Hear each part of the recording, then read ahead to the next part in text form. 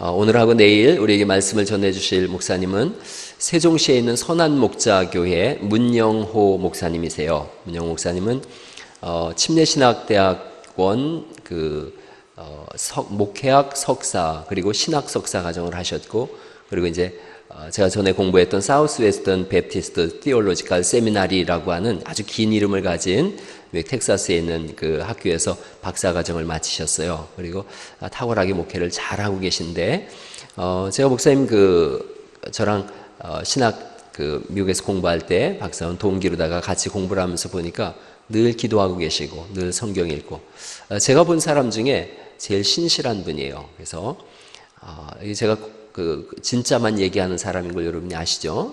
제일 신실한 사람이에요. 늘 그런 부분에 있어서 아주 성실하고 하나님 앞에서 우리 사람 앞에서 아주 신실하신 분이세요. 아마 지난 한 열흘간 또 금식기도 하시고 보식하시고 이런 과정 속에 있는데, 우리한테 정말로 귀한 말씀 전해주실 거예요. 특별히 대전에서 우리 같이 공부한 우리 박사님 한 분 오셨는데 너무 감사드립니다. 원근각지에서 이렇게 오셨어요. 멀리서도 오시고 그랬는데 이 시간이 너무 귀한 시간 될 것 같은데, 우리 하나님 앞에는 큰 영광이 될 것이고 우리에게는 한없는 기쁨의 시간이 될 줄 믿습니다. 우리 문영호 목사님 큰 박수로 모시겠습니다.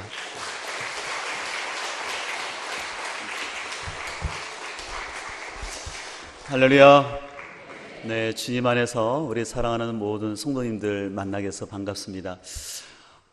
여러분들 행복의 조건이라는 그 책을 읽으신 분들은 아실 텐데 아마 우리 송은주 목사님이 여러분들에게 소개해지지 않을까 생각들어요.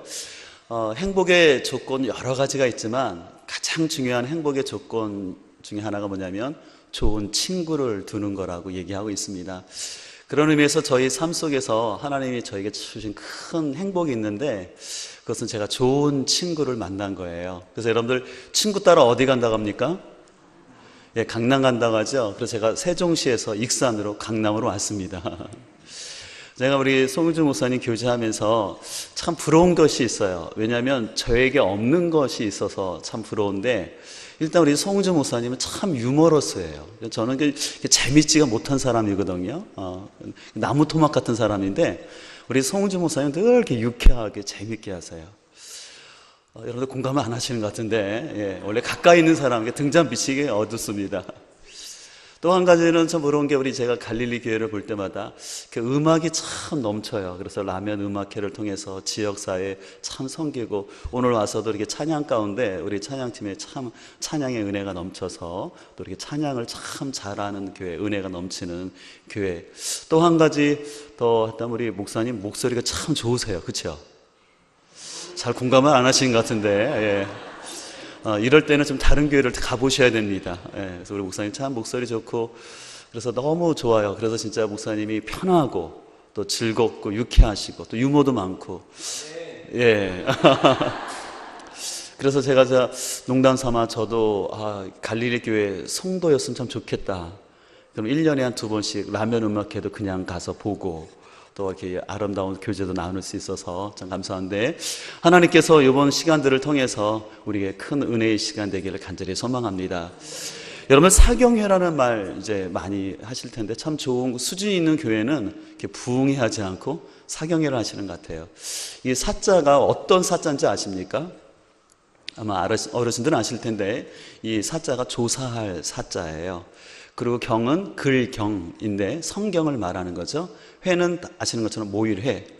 그래서 우리 한국교회가 초창기부터 했던 것은 뭐냐면 성경을 조사하고 연구하기 위해서 모였고, 그것을 기반하여서 우리 한국교회가 부흥한 줄 믿습니다. 또 오늘과 이틀 동안에 진행되는 이 사경회를 통해서 또 우리 성도님들의 삶에도 또 하나님께서 주시는 귀한 은혜가 가득 넘치기를 소망합니다. 자, 아직 기도하고 시작하도록 하겠습니다. 하나님께서 친히 예수 그리스도의 보혈의 핏감으로 세우시고 지금까지 역사하신 귀한 갈릴리 교회 가운데 말씀 사경회를 허락하여 주시니 감사를 드립니다. 우리 갈릴리 교회가 익산 지역에 선한 영향을 나타나면서 더욱더 하나님의 복음으로 하나님의 영광을 드높이는 교회 되기를 원합니다. 이 일을 위해서 귀한 교회에서 말씀 사경회를 하나님 허락하셨사오니 말씀을 전하니나 듣는 이가 하나님 안에서 은혜 받는 시간 되기를 소망합니다. 이 시간 진리의 성령님께서 우리 마음속에 함께하여 주사 말씀이 잘 깨달아지게 하여 주시옵시고, 부족한 종의 입술을 주장하여 주셔서 하나님께서 귀한 공동체를 향한 하나님의 마음이 잘 풀어질 수 있도록 도와주옵소서. 악한 사담하게 1절 틈 못하도록 도와주시옵시고, 또한 피곤한 중에 우리 성도들 나왔사오니 강건함으로 함께하여 주옵소서. 감사를 드렸고 존귀하신 예수님 이름으로 기도드렸습니다. 아멘. 네, 여러분들 이번에 주제가 빌립보서인 거 아시죠? 또 여러분들 많이 성경을 읽으신 걸로 알고 있는데요. 그래서 제가 오늘과 내일에 걸쳐서 빌립보서를 함께 나누도록 할 텐데요. 여러분들 아시는 거, 성경이라는 것은 역사책은 아니에요. 성경의 목적은 역사를 가르치려고 기록한 역사책은 아닙니다. 그러나 성경은 절대 역사를 벗어나서 허황된 얘기, 신화가 아닙니다. 다 역사적 배경 속에서 이루어졌어요. 그래서 오늘부터 내일까지 우리가 빌립보서를 살펴볼 텐데, 그래서 빌립보서를 살펴보기 전에 이 빌립보서의 배경이, 역사적 배경이 무엇인가를 알아야 중요합니다. 여러분들, 신천지 같은 이단들의 특징은 뭐냐면요, 성경의 역사적 배경이나 문맥 같은 걸 다 무시하고 특정한 구절들을 짜맞추기식으로 해서 꼬리 물기식으로 해서 이상한 신앙을 만들어내요. 그래서 우리가 성경을 바로 이해하려면 본문에 대한 이해뿐만 아니라 그 본문의 배경을 잠깐 살펴보는 게 도움이 됩니다. 그래서 여러분들의 도움을 드리기 위해서 유인물을 제가 좀 준비해 드렸는데 여러분 다 받으셨죠? 그래서 여러분 참고해서 앞뒤로 되어 있으니까 그 내용을 참고를 해서 함께 말씀을 나눌 텐데요. 이제 여러분들이 빌립보서를 함께 나누기 위해서 먼저 봐야 될 말씀이 있어요. 바로 사도행전 16장입니다. 우리 사도행전 16장을 펴보실까요? 왜냐하면 이 빌립보 교회가 어떠한 상황 속에서 세워졌는지가 사도행전에 나와 있어요. 그래서 여러분들이 신약에 나오는 서신서는 꼭 사도행전과 같이 연결시켜서 이해하는 것이 도움이 됩니다. 자, 사도행전 16장 6절을 보게 되면 어떻게 빌립보 교회가 세워지게 되는지 그 과정이 나와 있는데요. 6절을 보면 성령이 아시아에서 말씀을 전하지 못하게 하시거늘 그들이 부르기아와 갈릴리 땅으로 다녀가. 여러분들 아시는 것처럼 여기 아시아는 오늘날 우리가 살고 있는 아시아가 아닌 거 아시죠? 볼펜이 있으신 분들은 그 아시아에다가 에베소라고 써놓으면 좋아요. 특별히 왜냐하면 그 당시 이 터키 지역에서 이 에베소가 아시아의 대표적인 지역이었어요. 원래 사도 바울의 목적은 에베소에 가서 좀 복음을 전하기를 원했어요. 근데 성령님께서 말씀을 전하지 못하게 하셨습니다. 그래서 7절 무시아 앞에 이르러 비두니아로 가고자 했을 때 또 이번에는 예수의 영이 허락하지 아니하셨어요. 그래서 8절 보면 무시아를 지나 어디로 갔습니까? 드로아로 내려갔는데 이제 9절에 밤의 환상에 바울에게 보였습니다. 어떤 사람이 나타났습니까? 마게도냐 사람이 나타나서 서서 그에게 청하여 이르되 마게도냐로 건너와서 우리를 도우라 얘기했습니다. 10절에 바울이 그 환상을 보았을 때 우리가라고 하면 혼자가 아니죠.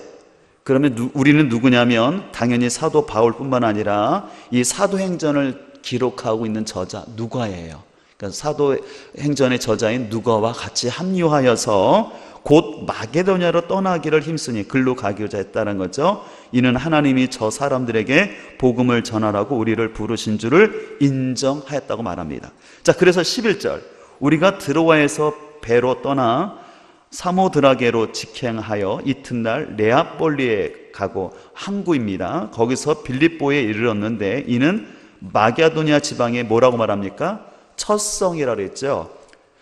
그 다음에 또 로마의 식민지라 이 성에서 수일을 유하다가 안식일에 우리가 기도할 곳이 있을까요? 문밖 강가에 나가 거기에 앉아서 모인 여자들에게 말하는데 두아드라시에 있는 자색 옥감 장사로서 하나님을 섬기는 누디아라는 한 여자가 말을 듣고 있을 때 주께서 그 마음을 열어 바울의 말을 따르게 하신지라. 그래서 그와 그 집이 다 침례를 받고 우리에게 청하여 이르되 만일 나를 주로 믿는 자로 알거든 내 집에 들어가 유하라 하고 강건하여 머물게 하면서 이제 빌립보 교회가 시작되고요. 그 다음에 16절을 이해하게 보면 이제 그가 16절에 우리가 기도하는 곳에 가다가 점치는 귀신 들린 여종 하나를 만나서 고쳐줬습니다. 이 일로 인해서 여러분들 아는 것처럼, 여러분들 읽으셨처럼 감옥에 갇히게 됐죠. 근데 거기서 그들이 기도할 때 옥문이 열려져서 그 빌립보 간수의 사람들이 다 예수님을 영접하고, 그래서 빌립보 교회가 시작됐어요. 이해되셨죠? 자, 이렇게 사도행전 16장을 보신 다음에 이제는 빌립보서를 보겠습니다. 이제 빌립보서를 이제 보시게 되는데요. 자, 그래서 빌립보서 1장 1절을 다 같이 한번 읽겠습니다. 시작. 그리스도 예수의 종 바울과 데모데는 그리스도 예수 안에서 빌립보에 사는 모든 성도와 또한 감독들과 집사들에게 편지하노니. 자, 이제 빌립보 교인들에게 편지를 쓰게 되는데요. 여러분들 잠깐 도움을 드리게 자막으로 잠깐 설명을 하는데요. 지금 우리가 읽었던 부분이 지도인데요. 맨 위에 보게 되면요. 이쪽 지도는 이게 사도 바울이 2차 전도 여행을 하는 거예요.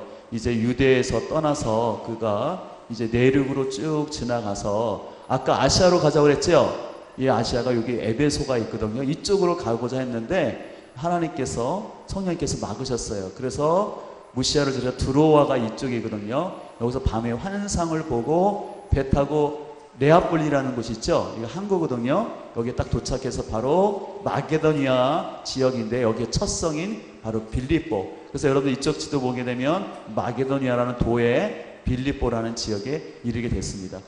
대략 이제 위치가 어딘지 아시겠죠? 자, 그 다음 사진을 보게 되면요. 이제 그 빌립보라는 지역이에요. 이 빌립보라는 이 지역을 보게 되면요. 굉장히 잘 가꿔진 도시인 것을 알 수가 있어요. 그리고 이거는 그 빌립보에는 강이 있어요. 두 개의 큰 강이 있는데 지금은 침례터로 만들어져 있습니다. 자, 그럼 빌립보라는 지역은 어떤 지역이냐면요. 말씀드린 것처럼 유럽이 마게도니아의 첫 성이면서 로마의 직할시였어요. 근데 빌립보의 특성은요. 회당이 없었다는 거예요. 왜 회당이 없었다는 게 중요하냐면요. 사도 바울은 복음을 전할 때 아무나게나 가서 전한 것이 아니라 그는 일단 유대인들이 모여있는 곳에 전했어요. 그럼 유대인들이 어디 모여있을까요? 회당이겠죠. 근데 여기 회당이 없었다라는 것은 이 빌립보 지역에 유대인이 많이 있었다는 겁니까? 없었다는 겁니까? 없었다는 것이죠. 왜냐하면 회당을 만드는 조건은 남자 유대인 10명이나 10가정이 있어야 돼요. 그러니까 남자 유대인이 10명도 안 됐어요. 그래서 회당이 없었어요. 그래서 기도처를 찾다가 강가에 갔다가 거기서 이제 만나게 된 거예요.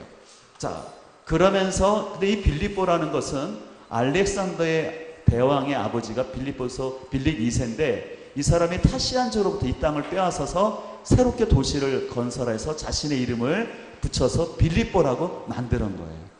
그래서 이 빌립보라는 이 지명이 그냥 온 것이 아니라 알렉산더의 아버지가 자신의 이름을 가지고 만든 도시구나. 그 정도만 아시면 되겠어요. 절대 애올리하지 마세요. 네. 빌립보가 사람 이름의 이름으로 만들어졌다는 거 꼭 애올리하지 마세요. 네, 그렇죠? 자, 그래서 이 빌립보는요, 지리적으로 에게에서 한 16km 정도 떨어지는 건데요.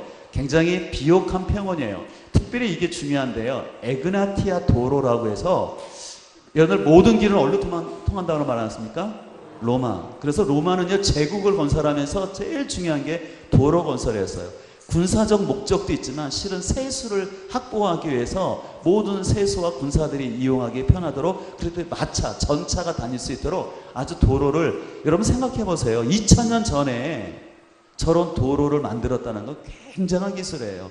그리고 도로, 마차가 한쪽으로만 일방통행이 아니라 양방, 쌍방통행할 수 있도록 그렇게 만들어놨어요. 그래서 그 대표적인 것이 뭐냐면 에그나티아 도로예요. 이 표지에 보면 자세히는 안 나왔지만 에그나티아라고 되어 있어요. 자, 이렇게 되어 있고요. 이 빌립보는요, 로마의 직할시라는 거예요. 그래서 그런 말이 있어요. 로마 밖에 로마라고. 그러니까 빌립보는요, 빌립보 대왕이 자신의 이름을 가지고 만들었잖아요. 그러니까 로마를 본떠서 그대로 만들어놓은 도시예요. 그러니까 계획도시라는 것이에요. 그리고 여기 누가 주로 많이 살았냐면 로마의 태역 군인들이 많이 살았어요.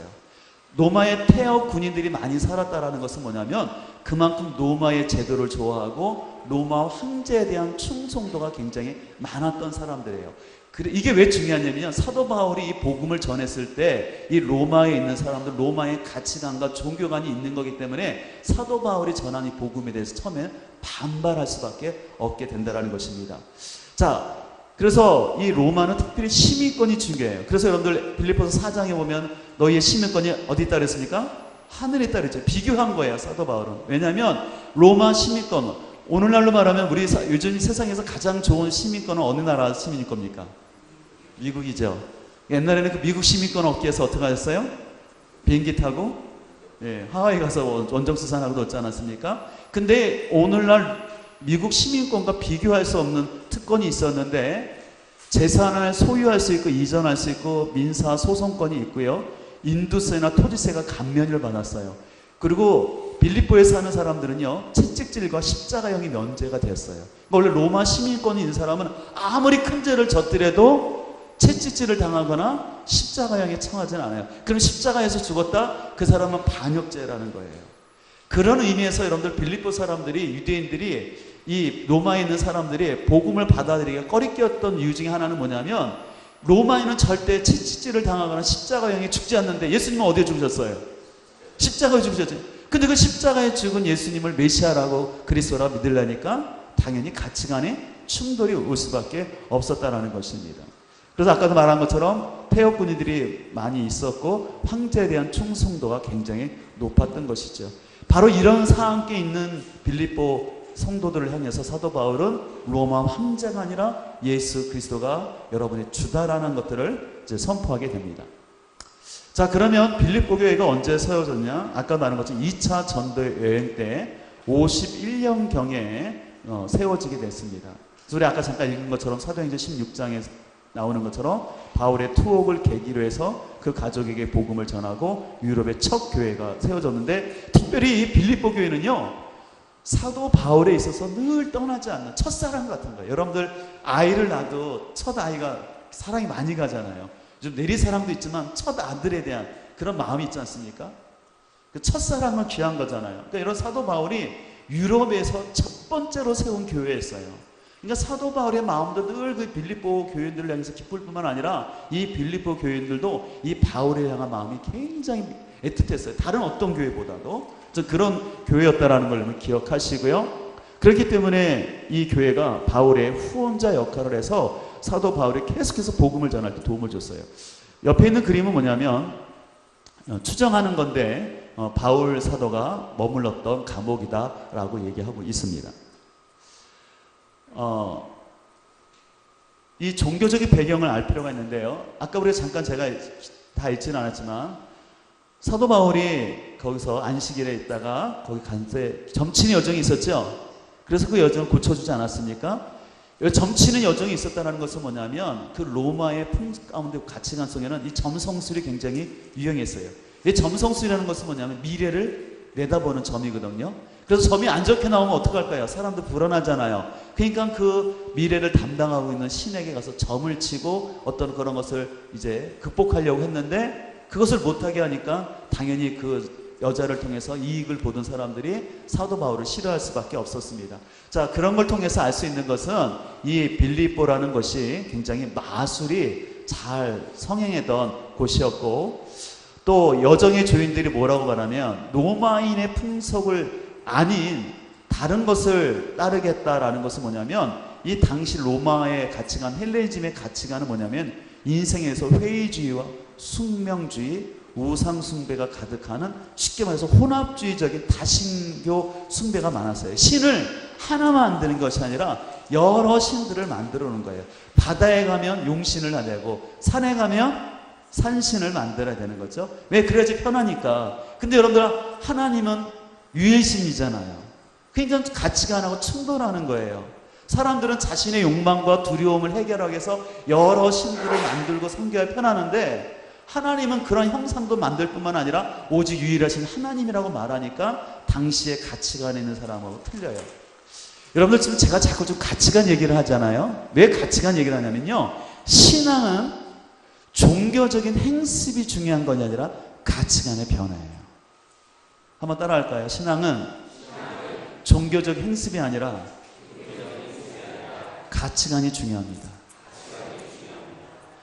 결국 여러분들 신앙생활 한다는 건요, 내 가치관이 변해야 돼요. 가치관이 변하지 않으면요, 아무리 그 사람이 죄송하지만 예배를 많이 드리고 기도를 한다 할지라도 또 다른 신에게 또 이렇게 제사하는 것밖에 안 돼요. 그래서 우리가 늘 점검해야 될 것은 뭐냐면 나의 가치관이 변화해야 되는 거예요. 그럼 말씀은 뭐냐면 우리에게 어떻게 종교 생활을 하라, 어떤 제사는 일으켜 드려라, 예배는 일으켜 드려라, 어떤 규범을 알려주는 것이 아니라 성경은 뭐냐면 우리의 가치관을 변화시키려고 하는 거예요. 그래서 이 사경회가 왜 중요하냐면은 말씀을 우리가 깊이 연구를 통해서 말씀을 찬찬히 조사해서 봐야지만 우리의 가치관이 변하는 거예요. 이런 가치관 변하는 거 쉽지가 않아요. 왜냐하면 기존에 그 배움이 있지 않습니까? 전통이 있고 학교에서 또 가정에서 사회에서 학습된 것이 있기 때문에. 근데 그것을 변화하는 건 어려워요. 그러나 어렵지만 하나님의 말씀은 능력이 있어서 사람의 가치관을 변화시킨 줄 믿습니다. 우리는 그 확신이 있는 거예요. 여담이지만 그런 말이 있어요. 심리학적으로는요, 남자가 나이 45이 되면 변하지 않는다고 얘기해요. 그래서 교회에서도요, 남자 성도 45 이상 되시는 분들은 성경 공부를 하지 말라고 하더라고요. 어차피 가르쳐도 안 변한다고. 그렇게 얘기하는 분들이 있어요. 좀 공감이 가시는 부분도 있죠? 근데 저는 거의 인정 안 해요. 세상은 그렇게 말할지 말하지만 하나님 말씀은 능력이 있기 때문에 아무리 80 먹은 어르신일지라도 생명의 말씀이 들어가면 변할 줄 믿습니다. 그래서 우리가 담대함이 있어야 되는 거예요. 자, 그래서 말씀을 통해서 우리가 가치관이 변해야 돼요. 그래서 이 빌립보 사람들이 지금 말하는 것 이런 혼합주의적인 헬레니즘의 가치관이 있었지만 또 점성술이 있었지만 사도 바울이 가서 복음이 전했을 때 이 빌립보 교회가 세워지고 변화된 줄 믿습니다. 자, 이 빌립보 교회의 장점이 있었어요. 먼저는요, 우리 계속 살펴보겠지만 간단히 볼게요. 교회 조직이 잘 갖춰져 있고 복음을 위한 일에 참여했고 하나님의 착한 일을 시작하셨고요. 바울과 함께 은혜에 참여했고 사랑이 있었고 복음의 신실한 에바브로 디도가 있었고 바울과 함께 멍에를 같이 하는 자가 있었고요. 복음에 있어서는 부녀자들이 있었고 바울을 계속해서 후원하는 그런 관계가 있었어요. 근데 참 이런 장점만 있으면 좋은데 뭐가 있을까요? 장점이 있으면? 약점이 있죠. 약점은 분쟁과 투기가 있었고 다툼과 허영으로 교회를 하는 사람이 있었고 원망과 시비가 있었고 흠이 있었고 행악하는 자들 손할라당이라고 가르치는 잘못된 이단 사상이 있었고요. 완전주의자들이라 해서 이 구원파식 믿음과는 뭐냐면 이제 예수님을 믿으면 더 이상 죄를 안 짓는다는 거예요. 그러니까 예수님 믿고 내 죄 용서 한번 받았으니까 하나님께서 과거의 죄, 현재의 죄, 미래의 죄 다 용서해 줬으니까 한 번 구원받으면 땡이라는 거예요. 너무 좋죠? 이게 구원파 믿음이에요. 나중에 좀 본론에 서야겠지만 실은 이 구원파식 믿음이 좀 한국 교회와는 좀 있는 것 같아요. 그냥 믿기만 하면 다 죄 용서함 받고 그래서 입으로 고백만 하면 다 천국 간다라는 그런 가치관 때문에 오히려 사람들이 변하지 않는 그런 모습을 볼 수가 있습니다. 그리고 십자가에 원수된 자들이 있었고 하나 되지 못하는 것이 있었습니다. 결국은 교회의 분열과 잘못된 가르침의 문제성이 있었어요. 그렇기 때문에 사도 바울이 이 빌립보서를 기록하게 되었습니다. 빌립보서를 쓴 구체적인 이유가 쭉 나와 있는데요. 간단히 보겠습니다. 동역 성교혼에 대한 감사를 표현하기 위해서 고난 중에 굳게 서게 하기 위해서 교회의 일치 하나됨을 가르치기 위해서 예수님을 최우선 둠으로 기뻐하도록 가르쳤고요. 두 번째 구체적인 이유에서는 에바브로 디도를 기쁨으로 영접하고 또 디모데와 바울의 방문을 준비하도록 유대주의자들을 경계하고 완전주의자 아까 말씀드렸는데요. 바른 신앙의 자세를 갖도록 또 주님의 재림을 기다리는 하늘 시민의 삶을 가르치기 위해서 빌립보서를 기록했습니다. 이제 본문 보면서 살펴볼 거고요. 이제 중요합니다. 빌립보서가 기록한 목적, 아까 구체적인 것도 있지만 핵심은 이거예요. 교회 내에 내적 갈등과 외적 갈등을 직시하여서 복음에 합당한 삶을 살 것을 도전합니다. 내적 갈등이라는 것은 뭐냐면요. 빌립보 교회 안에서 4장에도 나오지만 순두개를 권하지 않습니까? 그 내적인 갈등이 있었어요. 그 무엇보다도 나중에 본문 가서 알겠지만 에바브로디도라는 그 사람의 사건 때문에 교회가 굉장히 내분이 있었어요. 외적으로는요, 아까 말했던 이런 그 로마의 가치관을 가진 사람들, 또 유대주의자들이 쫓아와서 이 사도 바울을 외적으로 공격할 뿐만 아니라 교회를 공격했어요. 그래서 내적 외적 문제가 있었어요. 근데 여러분들, 이 세상에 있는 모든 교회에 문제가 있을까요, 없을까요? 있어요. 여러분 아시겠지만 스펄전 목사님에게 어떤 청년이 찾아왔다고 합니다. 목사님, 제가 이런저런해서 교회에서 상처를 받았는데 제가 참 건강한 교회, 거룩한 교회를 가고 싶은데 저에게 좀 소개해달라고. 그랬더니 스펄전 목사님이 그런 얘기를 했다고 하죠. 혹시 자네가 그런 교회 찾으면 알려달라고. 나도 그런 교회 다니고 싶다고. 그리고 혹시 자네가 어느 교회 가거든 나한테 미리 알려주게 해요. 왜요? 그랬더니 당신이 들어가는 순간 그 교회는 거룩함이 깨지기 때문에 그 담임 목사님께 얘기하려고 한다고. 이 얘기는 뭡니까? 교회는 다 흠이 있어요. 문제가 있어요. 약점이 없는 교회가 없어요. 근데 중요한 건 우리 가치관이에요. 교회의 좋은 장점은 장점으로 바라보고 교회의 부족함과 약점은 그것을 믿음의 관점으로 재해석하는 게 중요해요. 그래서 좋은 성도들, 수준이 있는 성도들은 뭐냐면 교회의 단점과 약점을 말하는 사람들이 아니라 약점과 단점은 덮어주고 개발시키는 거고 장점에 거기다가 주목을 하고 장점을 자랑하는 사람이에요. 그러면서 우리 갈릴리교회 성도들은 이런 수준 높은 성도인 줄 믿습니다. 네. 근데 사도 바울의 중요한 것은 뭐냐면 이런 교회의 내적인 문제가 있었는데 그 문제를 해결하는 키를 뭘로 봤냐면 바로 복음으로 봤다라는 거예요. 복음에 합당한 삶을 살아서 내적 갈등과 외적 갈등을 해결하도록 하는 거예요. 실은 이번 주제가 제가 계속 이거를 강조할 건데요. 여러분들 우리가 살다 보면요. 개인에게도뿐만 아니라 교회에 다 문제가 있어요. 없는 교회가 없어요. 근데 그것을 해결하는 것은요. 뭐 심리적으로 상담을 하거나 저는 상담을 10년 동안 공부한 사람이지만 상담해서 되는 문제가 아니더라고요. 뭐 공동체 훈련하면 좋지만 공동체 훈련에서 변화되는 것이 아니라 복음을 알면 변화가 돼요. 그래서 사도 바울이 빌립보서를 쓰면서요. 그래서 계속해서 복음에 대한 걸 가지고 문제가 있을 때마다 복음에 대한 키를 계속 던지는 거예요. 어떤 인간관계 문제, 어떤 대적의 문제가 있었을 때 그럴 때마다 사도 바울은 복음을 통해서 그것을 해결하도록 계속 도전하고 있어요. 그래서 오늘 이번은 사경회를 통해서 여러분에게 어떤 문제가 있는지 모르지만 여러분들이 그 문제를 복음의 관점에서 바라볼 수 있기를 소망합니다.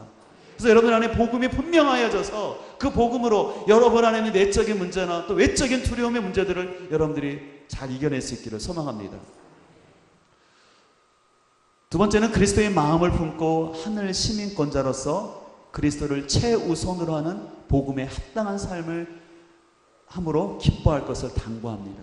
그래서 이 기뻐한다는 것은 단순히 신앙적 의무감이 아닌 예수 그리스도를 최우선에 둠으로 기쁨이 가능합니다. 자, 이게 중요한데요. 여러분들 빌립보서 많이 읽으셨죠? 몇 번 읽으셨나요? 네, 보니까 다 많이 읽으신 것 같아요. 겸손해서 표시는 안 되신 것 같은데 많이. 여러분들 빌립보서 읽으시면서 어떤 단어가 많이 들어왔습니까? 옆에 사람 한번 얘기해 볼까요? 어떤 단어가 제일 많이 기억났는지? 예. 저한테 안 들려도 괜찮아요. 옆에 사람하고 어떤 단어가 들렸는지. 자, 제가 이 얘기를 왜 하냐면요. 일반적으로요. 빌립보서 하면 이 기쁨이라는 단어를 많이 생각을 해요. 그래서 대부분 이런 성경 공부 책이나 또 여러분들 성경책 앞에 잠깐 한 장씩 설명된 개론을 보게 되면 빌립보서의 특징이 뭐냐면 기쁨이라고 얘기하거든요. 맞긴 맞아요. 근데 여러분들 이 기쁨은요, 사도 바울이 빌립보에서 말하지만 이것은 어떤 의무감이나 아니면 도덕적 차원에서 또 아니면 기뻐해야지만 심리적으로 긍정적인 생각을 함으로 인하여서 기쁨을 가져야지 좋다, 엔돌핀이 좋다, 그래서 기뻐하라고 얘기한 게 아니라는 거예요. 사도 바울이 말하는 이 기쁨이라는 것은 기쁨은 하나의 수단된 거예요. 수단인 거예요. 따라오는 거예요. 뭐냐면 이 사도 바울이 강조하는 것은 뭐냐면요. 이 복음이었어요. 빌립보서에서 이 복음을 알게 될 때, 복음에 합당한 삶을 살 때 자연적으로 그 삶 속에 따라오는 게 뭐냐면 그게 기쁨이라는 거예요. 근데 우리가 신앙생활을 거꾸로 하면 안 돼요. 뭐냐면 복음보다 내가 기뻐해야지, 기뻐해야지. 항상 기뻐하라, 쉬지 말고 기도하라, 범사에 감사하라. 이것을 제소지만 도덕적인 설교를 해버리면요, 자꾸 내 마음이 갈등만 와요. 왜냐하면 여러분 항상 기뻐하십니까? 여러분은 될지 모르지만 저는 안 되더라고요. 제 마음속에 기쁨이 없을 때가 많아요. 목회하다 보면 하루에도 수없이 일들이 있어남으로 인하여서 기쁨이 없을 때가 있어요. 기쁨이 아니라 진짜 어느 때 불편할 수도 있고 힘들어요. 그럴 때마다 이 말씀 들으면 괜히 죄책감 들지 않습니까? 성경은 항상 기뻐하라고 하는데 나는 범사에 근심과 염려니. 그렇지 않습니까? 근데 여러분 빌립보서를 잘 보세요. 기쁨은 부수적인 거예요. 따라오는 거라는 거예요. 이 복음이 어떤 것인지를 알 때 그 복음의 가치와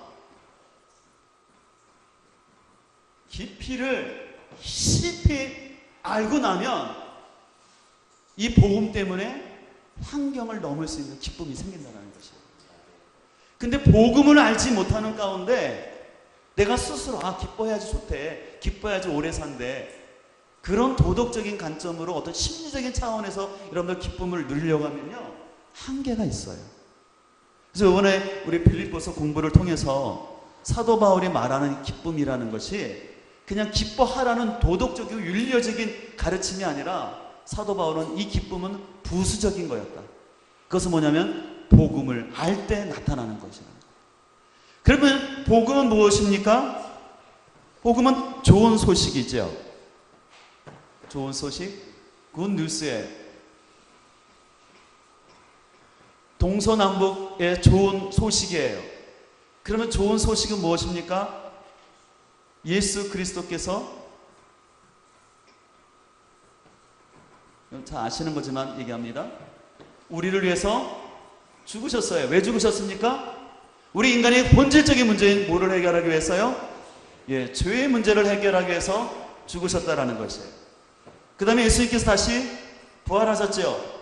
그래서 우리에게 새 생명, 새로운 삶을 살 수 있도록 베풀어 주신 것, 십자가의 죽음과 부활이 복음이라는 거예요. 그게 기쁜 소식이라는 거예요. 근데 이거 모르는 분 있나요? 없지요. 다 알아요. 근데 오늘날 우리의 신앙의 문제는 뭐냐면요, 이 복음을 너무 수박 겉핥기식으로 그냥 샤워하듯이 잠깐 물만 뿌리고 나오니까 이 복음의 깊이를 모르는 거예요. 그러니까 복음의 깊은 맛을 모르니까 자꾸 신앙 가운데 갈등하고 범사에 시험이 들고 범사에 삐치고 범사에 막 갈등이 하는 거예요. 그래서 우리는 이 복음이 무엇인지를 여러분들이 이번에 빌립보서를 통해서 다시 한번 깨달을 수 있기를 간절히 소망합니다. 그래서 이 빌립보에서 말하는 이 복음에 합당한 삶이 무엇인지를 우리가 잘 깨달아서 여러분의 삶 가운데 주님이 주시는 기쁨이 가득하길 소망합니다. 자, 이제 여러분들 받으신 유의물 중에 뒷면을 보세요. 이 표가 하나 있죠. 이것을 보통 수평 차트라 해요. 이것은 뭐냐면 여러분들이 빌립보서를 한눈에 볼 수 있도록 차트식으로 만든 건데요. 자, 그래서 제가 빌립보서의 큰 주제 제목을 뭐로 했냐면 예수 그리스도가 최우선입니다. 왜냐하면 빌립보서는 아까 말한 것처럼 일반적으로는 기쁨의 서신에 대하여 얘기하고 있어요. 근데 그 기쁨은 예수 그리스도가 최우선됨으로 나타나는 거예요. 예수 그리스도가 최우선될 때 우리의 삶 가운데 기쁨이 따라올 수가 있는 거예요. 그래서 여러분들이 빌립보서를 보시면서 자꾸 말씀을 보실 때 예수 그리스도에 대한 얘기, 그 다음에 복음에 대한 얘기를 여러분들 계속 집중해서 들으시면 도움이 될 겁니다. 자, 그래서 빌립보서를 크게 단락으로 구분한다 그러면 수평 차트이기 때문에 여러분들 볼 때 좀 불편할 텐데요. 자, 예수 그리스도가 최우선입니다라는 걸 가르치고 전반부 부분에서는 복음에 합당하게 행하라. 그래서 그것이 기쁨의 근거가 된다는 거예요. 뭐가요? 복음에 합당하게 생활해야지만 기쁨의 근거입니다. 기쁨의 근거는 결국 복음이라는 것이에요. 그리고 이제 그것을 기반으로 해서 4장 부분에서는 주 안에서 기뻐하라. 자, 그러면서 여러분들 유인물을 보면 여기 PPT에서는 잘 안 보이는데 여러분들 유인물 보면은 제가 굵은 글씨로 해놓은 게 있어요. 제가 복음과 그리스도의 복음, 예수 보이시나요? 중앙에. 예, 그것은 뭐냐면 빌립보서에서 제가 볼 때 중요한 키워드가 이거이기 때문에. 그래서 여러분 빌립보서를 해석하고 읽고 나감에 있어서 잘 봐야 될 것은 뭐냐면 이 복음과 예수 그리스도 주 안에서라는 단어를 여러분들 계속해서 보시면 좋겠습니다. 자, 그런 의미에서요. 자, 빌립보서의 키워드인데요. 빌립보서에서 반복되는 단어들이 있는데 교제라는 단어가 많이 나와요. 사귐이죠. 교제에 대해서 얘기하고요. 복음에 대한 얘기가 9번이 나와요. 그 다음에 기쁨이라는 단어가 16회가 나옵니다. 근데 그리스도 안에서 주 안에서라는 표현이 19회나 나와요. 그래서 그리스도 안에서 주 안에서 19회와 복음을 같이 합했을 때 굉장히 많은 숫자가 나오는 거죠. 그래서 이 기쁨이라는 것은 뭐냐면 빌립보서를 생각할 때 기쁨을 너무 고정관념적으로 생각하지 마시고 그리스도 안에서 복음 안에 있을 때 그리고 주님 안에서 교제할 때 뭐가 나타나는 거예요? 기쁨이 나타나는 거예요. 그러니까 여러분들 순서를 바꾸세요.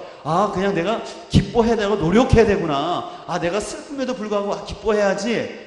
그렇게 다짐하지 마시고요. 그건 어려워요. 그거보다도 여러분들이 먼저 그리스도 예수 안에 있다는 게 무엇인지 주 안에 있는 것, 그리고 여러분들이 복음을 깊이 알고 성도들과의 참된 교제 가운데 있으면 기쁨은 따라온다라는 것이에요. 그래서 이번 이 말씀을 사경회를 통해서 우리가 예수 그리스도의 복음을 우리가 최우선적으로 깊이 알기를 소망합니다. 그것을 통해서 우리가 여러분과 저희 삶 가운데 기쁨이 나타나서 이제 이 사경회를 끝나고 여러분들이 끝나고 나가실 때 여러분 안에 진짜 마음속에서 흘러나오는 기쁨이 잔잔하게 나타나길 소망합니다. 그래서 일부러 막 기뻐하려고 노력하는 것이 아니라 그냥 주님의 복음을 알므로 예수 그리스도 안에 있으므로 성도들과 참된 교제를 함으로 인하여 세상에서 줄 수 없는 그 기쁨이 우리 안에 가득하기를 소망합니다. 자, 몇 가지에서 마치면서 마지막 사진을 하나 준비했어요. 여러분 브라질에 있는 산이에요. 예수상 아시죠? 제가 이 사진을 선택한 이유는 뭐냐면 여러 사정이 있었지만 그 모든 것들을 감싸고 제일 우뚝 선 분이 누구세요? 예수 그리스도세요. 그러니까 여러분들 삶 속에서요 예수 그리스도가 제일 우선되고 예수 그리스도의 복음이 여러분 삶 가운데 우뚝 세워질 때 여러분 안에 주님이 주시는 기쁨이 있다는 것이에요. 그래서 여러분들이 이 사진을 마음속에 잘 찍어뒀으면 좋겠어요. 그래서 이 사진을 통해서 여러분들 빌립보서를 보실 때마다 예수 그리스도가 최우선이다. 복음이 최우선이다. 그 관점을 통해서 우리 안에 기쁨을 회복할 수 있기를 소망합니다.